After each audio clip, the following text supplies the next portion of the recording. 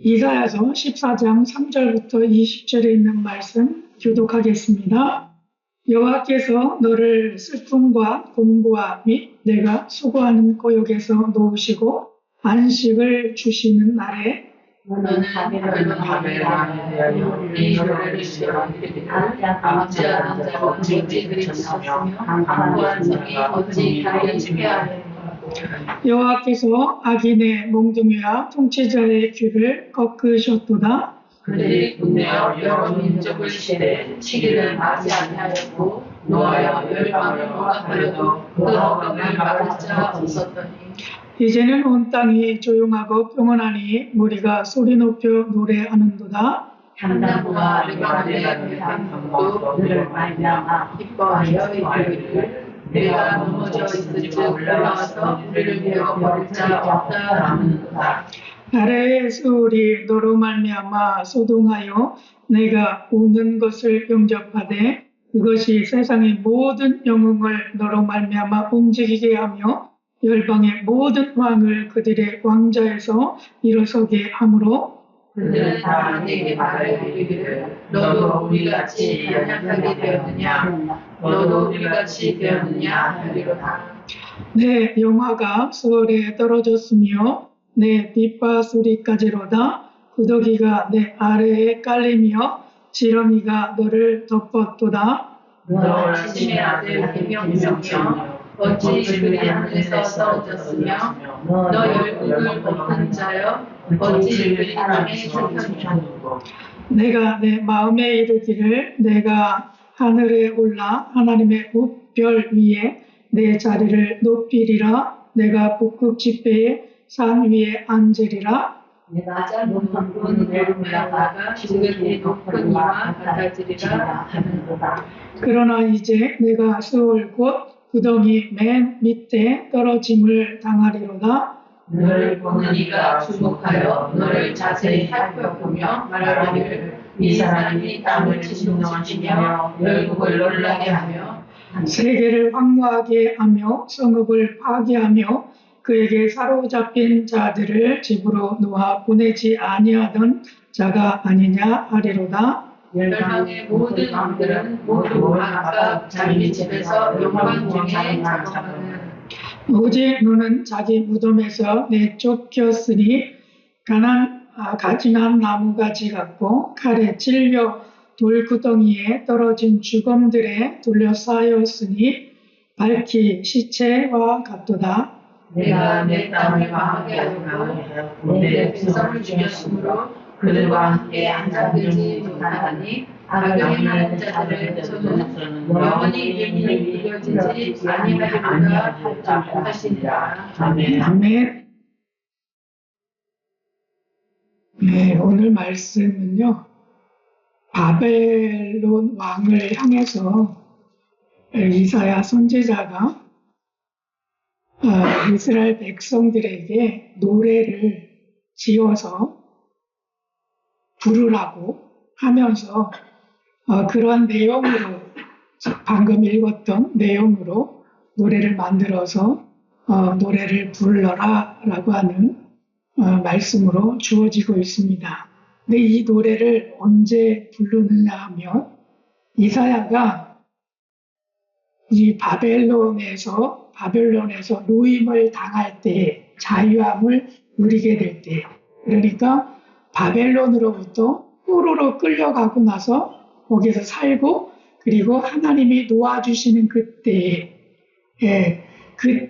이 노래를 불러라 라고 하면서 이 말씀을 기록해 놓으시고 주셨습니다.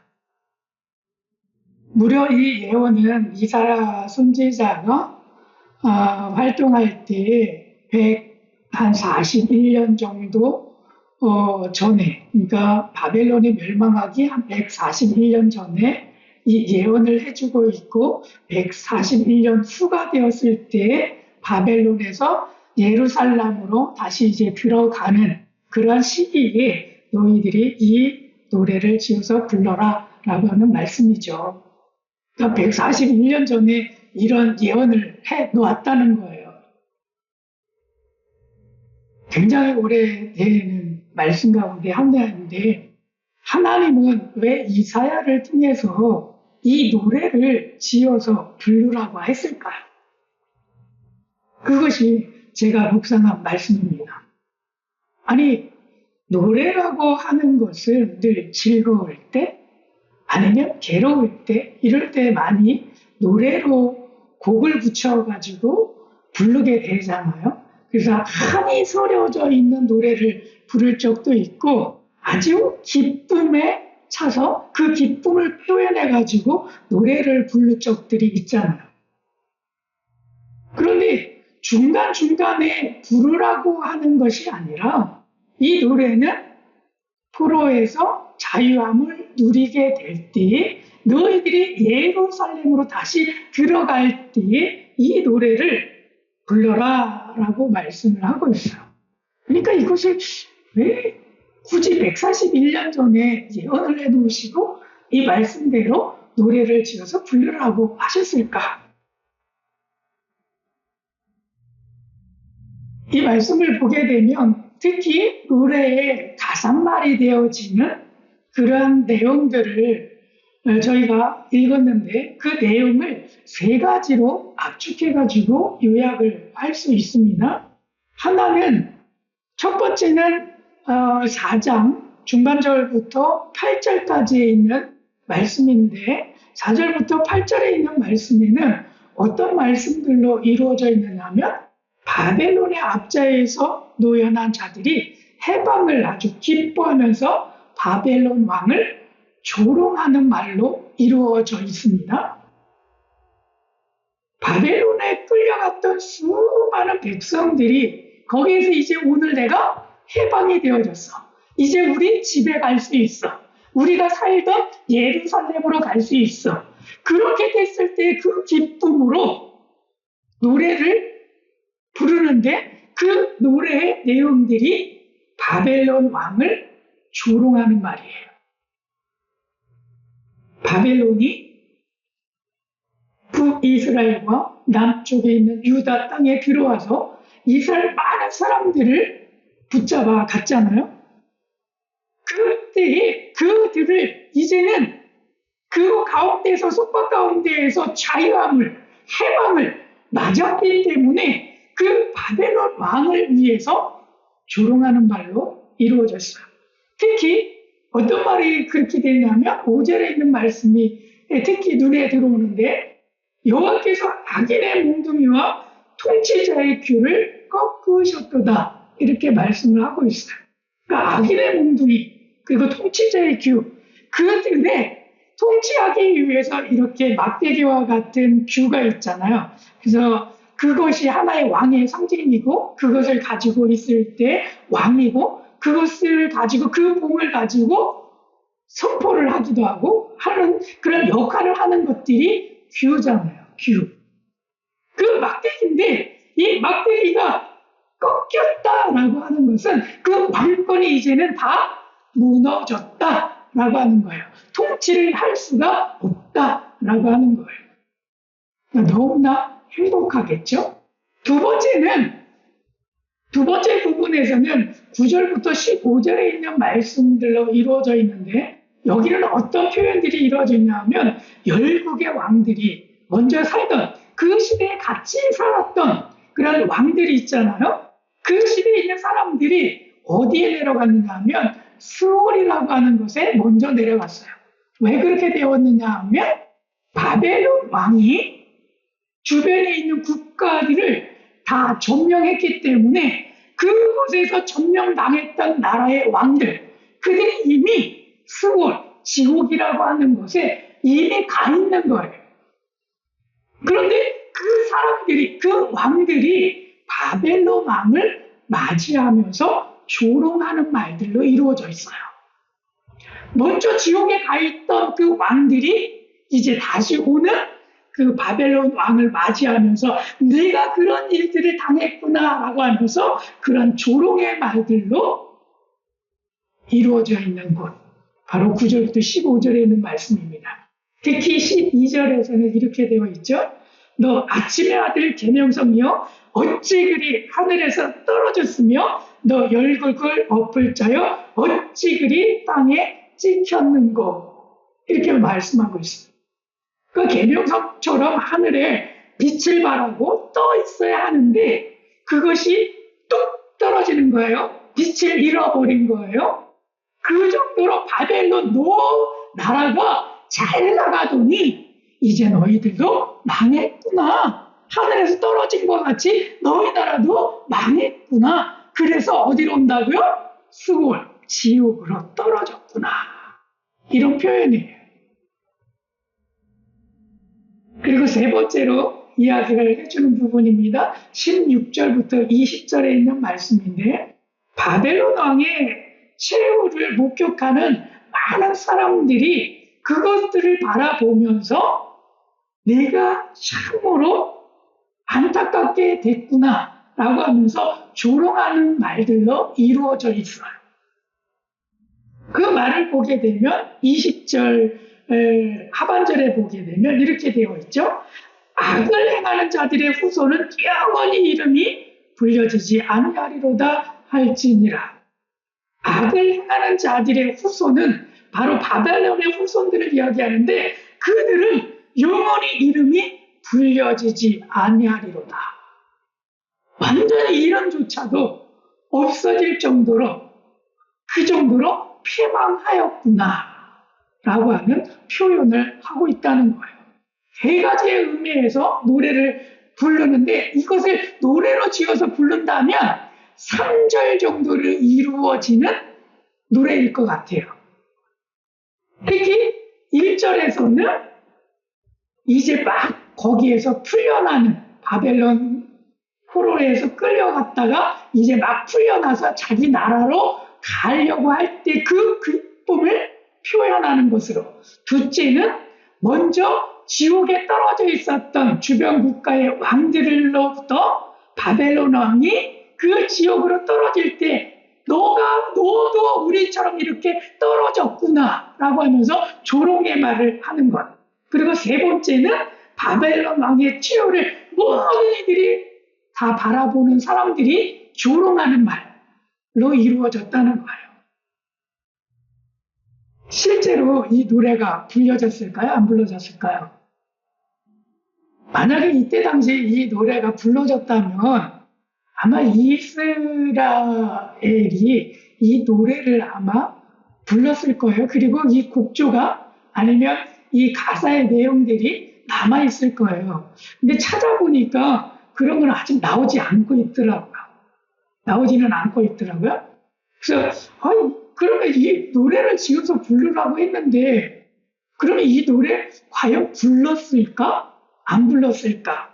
그런 의문들이 좀 생기더라고요. 그래서 이 말씀을 묵상하면서 하나님 그러면 왜 이사야 선지자를 통해서 바벨론이 멸망하기 141년 전에 예언을 해놓으시고 이렇게 노래를 지어서 불러라 라고 말씀하셨습니까? 그런 질문들을 했어요. 그래서 제가 얻은 결론은 뭐냐 하면 노래를 통해서 고난의 세월들을 너희들이 좀 살아갔으면 좋겠다. 노래를 통해서 고난의 삶을 좀 이겨냈으면 좋겠다. 그런 말씀으로 저의 마음에 비추어 주시더라고요.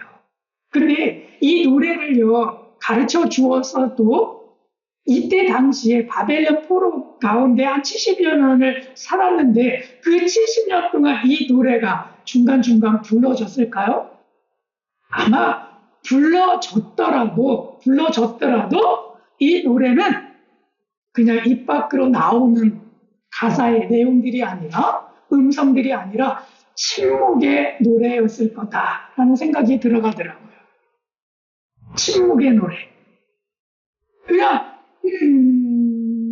이렇게 읊조리는 그러한 노래로 바깥에 나왔겠지. 이것이 정말 가사처럼 되었다라고 한다면 모든 사람들이 벌을 받았을 거예요. 특히 우리가 잘 알고 있는 다니엘을 기억해 보십시오. 하나님을 향해서 창문을 열어놓고 예루살렘을 향해서 기도하게 될 때에 그들이 시기에서 다니엘을 왕에게 꼰질르고 그리고 다니엘을 풀무불 가운데에 들어가게 하는 그러한 일들이 그 안에 벌어지잖아요. 아니 하나님을 섬긴다라고 할 때 그것도 싫어하는데 바로 이 내용이 뭡니까? 바벨론이 멸망할 거야. 바벨론이 멸망할 거야. 바벨론에 있는 지옥에 갈 거야. 그리고 많은 사람들이 그의 자손들이 이름까지도 불려지지 않을 거야. 이런 노래를 지어서 부른다고 한다면 이 노래소리 가사말이 들려진다고 한다면 아마도 부르는 모든 사람들을 다 색출해가지고 감옥에 가두거나 죽이거나 뭐 이런 일들을 하지 않았겠습니까? 왜? 바벨론을 지금 저주하고 있기 때문에. 그래서 이 고난의 세월들을 여러분 우리가 살아가고 있다라고 한다면 우리는 이 하나님이 주신 찬송가도 있고 복음성가도 많이 있습니다. 가슴으로 다가오는 많은 찬양들이 있어요. 그러니까 그런 찬양들을 부르면서 인내를 통해서 그 고난의 세월들을 좀 이겨 나아갔으면 좋겠습니다. 그리고 제가 묵상한 말씀이 뭐냐 하면요. 바벨론 땅에 갔을 때 그렇다고 한다면 뭐가 제일 힘들었을까? 그런 생각이 들더라고요. 우상의 땅이에요. 우상의 땅이에요. 그러나 그 땅 가운데 포로로 끌려가기는 했습니다. 포로로 끌려갔다는 얘기는 노예가 되었다라고 하는 표현이 맞을 거예요. 근데 그 노예로 끌려가서 살아갈 때 무엇이 그렇게 가장 힘든 고난의 삶이었을까라는 생각이 들더라고요.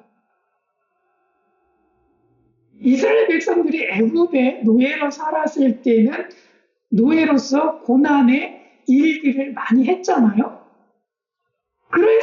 그랬던 것들처럼 바벨론으로 끌려갔을 때 이 이스라엘 백성들이 포로로서 많은 노역에 끌려가면서 그렇게 일들을 이루어가지 않았을까? 그 고난을 받지 않았을까? 너무나 힘든 일들을 하지 않았을까? 그런 생각이 들더라고요. 그 노역을 하면서 이들은 입 밖으로 나오는 찬양의 소리를 할 수 없었지만 그러나 신목의 노래로 이런 가사들을 기억하면서 읊조리는 그런 모습들로 그 고난의 일들을 하나하나 감당하지 않았는가라는 생각이 들더라고요. 그렇게 됐을 때 이들이 70년 후가 되어질 때에 그들의 기도처럼 하나님이 응답하시는 놀라운 일들이 그 안에서 일어나게 됐다라고 하는 것이 제가 묵상한 말씀입니다. 그냥 이루어지는 것이 아니더라고요. 저희가 말레이시아에서 살았는데 그 땅은 이슬람이 국교인 나라죠. 한마디로 우리 기독교식으로 이야기를 하면 우상의 땅입니다. 우상의 땅이에요. 근데 거기에서 살면서 나는 그러면 뭐가 가장 힘들었지? 라는 생각을 좀 떠올리게 됐어요. 왜냐하면 그 땅이 우상의 땅이고 알라를 섬기는 이슬람교가 우세한 나라이고 힌두교인들은 힌두교인들답게 아주 오만 가지의 신들을 다 섬기고 있고요. 중국인들은 중국인답게 또 중국인들만의 그런 우상들을 섬기고 있는 모습들을 보여줘요. 마을 곳곳마다 뚜껑이 있어가지고 거기에 매일매일 절하고 이슬람 사람들은 하루에 5번씩 아잔 소리가 나면서 그들을 알라를 향해서 메카를 향해서 기도하는 모습들로 살아가고 있고 힌두인들은 그들 나름대로 매일매일 그 뚜껑에 가가지고 사원에 가서 빌고 또 비는 그런 모습들로 살아간다는 거예요. 그렇게 했을 때 내가 하나님을 믿고 있는 크리스찬이고 내가 하나님을 전해야 하는 선교사이고 또 하나님을 믿고 있는 목사로서 살아나갈 때, 그 땅에서 살아갈 때 가장 힘들었던 게 뭐지? 라고 하는 생각이 들었어요. 그래서 생각해 보니까 저는 기도하는 게 너무 힘들었던 것 같아요. 기도가 안 돼요. 아니, 기도하고 싶은 마음이 안 생겨. 우상의 땅에서. 더 많이 하나님을 찾고, 더 많이 하나님 앞고 가까이 가야 함에도 불구하고, 이상하리만큼 기도가 잘 안 됐던 것 같아요. 그러면서, 국내에 있을 때에는 부부싸움을 한 번도 한 적이 없거든요. 근데 그 땅에서 부부싸움을 참 초창기에 많이 했던 것 같아요. 기도도 안 됐죠? 부부싸움도 많이 했죠? 또 아이들은 왜 그렇게 많이 아팠는지 모르겠어요. 병원에다가 갖다가 준 돈만 해도 정말 헤아릴 수 없는 그런 돈이었던 것 같아요. 의료가 잘 안 돼, 보험을 우리가 내지 않고 있기 때문에 한국에서는 되게 저렴한데 우리는 그대로 그 액수를 다 내야 되잖아요. 그런 액수가 상당히 큰데도 불구하고 저희 아이들도 아니 건강하지 않고 계속해서 아프고 병원에다가 갖다 줘야 되는 돈은 계속 늘어나고 그런 삶을 초기에 살았어요.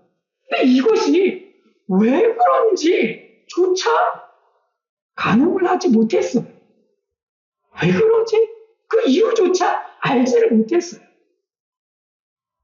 후에 정말 오래오래 살다 보니까 그때 그 당시에 초기에 왜 그랬을까라는 생각을 해보니까 하나님은 여전히 계셨음에도 불구하고 그 땅이 우상의 땅이었기 때문에 기도도 안 돼요. 아이들은 계속 아파요. 왜? 사단의 공격이니까. 아이들은 계속 아파요. 그리고 거기에다가 계속 물질 퍼부어요. 그런 모습으로 살아갔다는 거예요, 저희가. 그게 너무 어렵더라고요. 첫째는 저는 생각해 볼 때 기도가 안 됐다라고 하는. 두 번째는 두려움이었어요. 두 번째는 두려움이 있었는데 그 두려움이 무엇이었냐 하면 우리가 전도를 하게 될 때, 하나님을 전파하게 될 때, 예수 그리스도를 믿으십시오라고 할 때에 그 전도는 불법적인 일이었기 때문에 그리고 특히 이슬람교를 향해서 전도를 할 수 없는데 이슬람교를 향해서 우리가 뭣도 모르고 전도를 하면 역으로 우리가 걸려서 우리가 걸리면 교화를 당해요. 교화. 기독교에서 너희들이 이슬람교로 전향해라. 이렇게 교화를 당한다는 거예요. 걸리면. 그리고 감옥에서 이 기간을 거쳐야만 해요.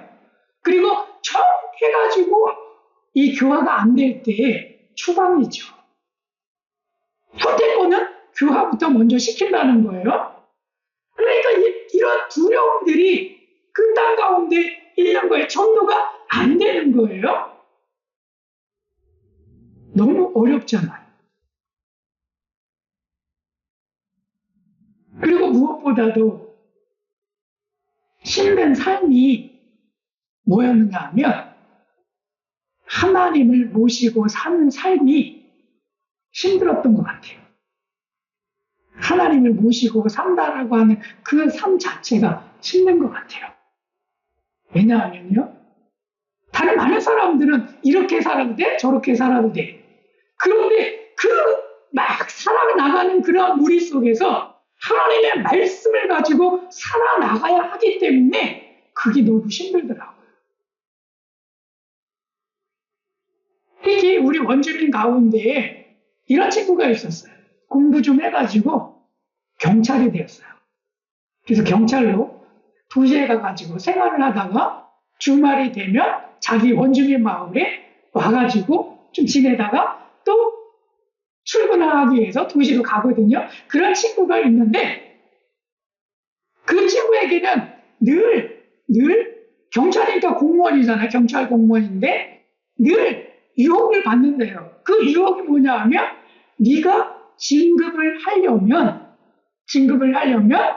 크리스찬에서 이슬람교로 무슬림이 되어라.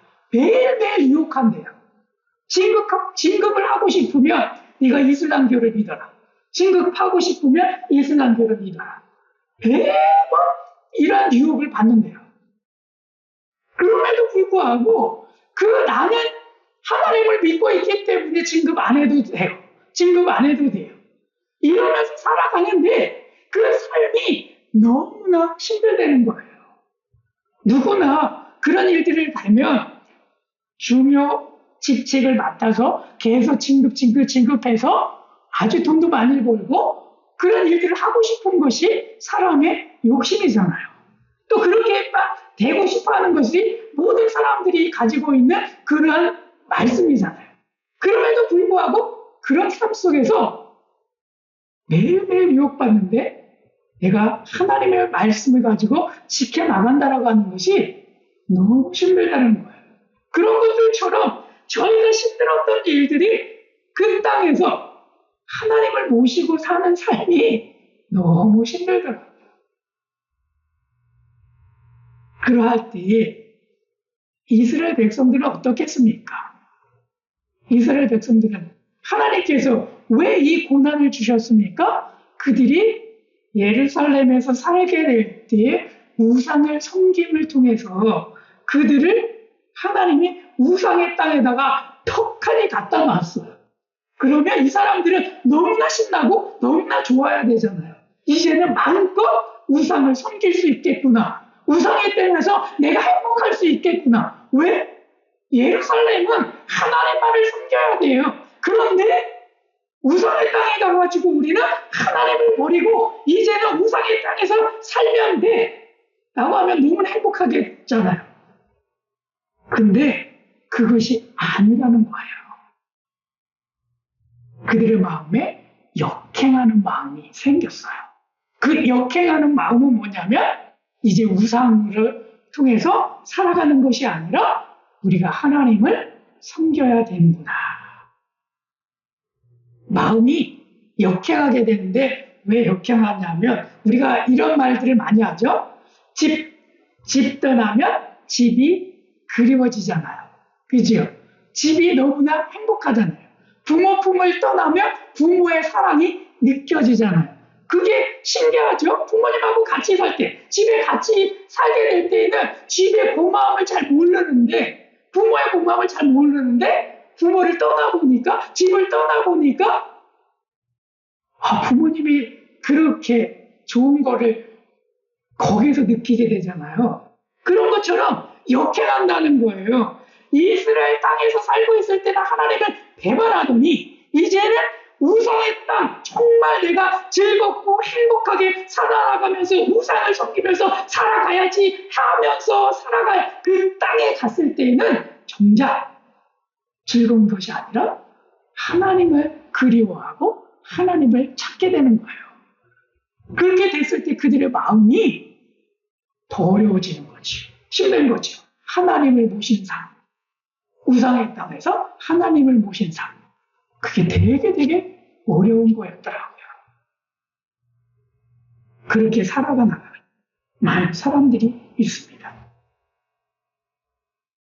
그러면서 이 고난을 우상의 땅에서 하나님을 섬겨나가면서 괴로움을 당할 때 물론 이 찬양을 이렇게 지어서 부르면서 하나님 앞에 나아갔을 겁니다. 그런데 시편 137편을 보니까 이들이 행했던 행위들이 있더라고요. 그러한 순간순간에 그러한 고난 속에서 행했던 모습들이 있는데 그 모습을 이렇게 표현해 주고 있어요. 시편 137편인데요. 거기 1절에 보면 우리가 바벨론의 여러 강변 거기에 앉아서 시온을 기억하며 울었도다. 이렇게 이야기하고 있어요. 그리고 7절에서는 여호와여 예루살렘이 멸망하던 날을 기억하시오고 에돔 자손을 치소서 그들의 말이 헐어버리라 그 기초까지 헐어버리라 하였나이다. 멸망할 딸 바벨론아 내가 우리에게 행한 대로 네게 갚는 자가 복이 있으리로다. 이렇게 표현을 하고 있어요. 137편에서. 이 말은 무엇입니까? 이들이 하나님을 섬기는 삶이 너무너무 어려운데 그 하나님을 섬기는 삶이 어려울 때 이들의 한 행동은 기도를 통해서 이 고난의 세월을 이겨내고 있다는 거예요. 특별히 또 이야기하죠. 헐어버리라 그 기쁨까지 헐어버리라 라고 이야기를 합니다. 오늘 들려주신 이 이사야서 14장에서 있는 말씀처럼 그 바벨론 왕을 지금 조롱하고 저주하고 있잖아요.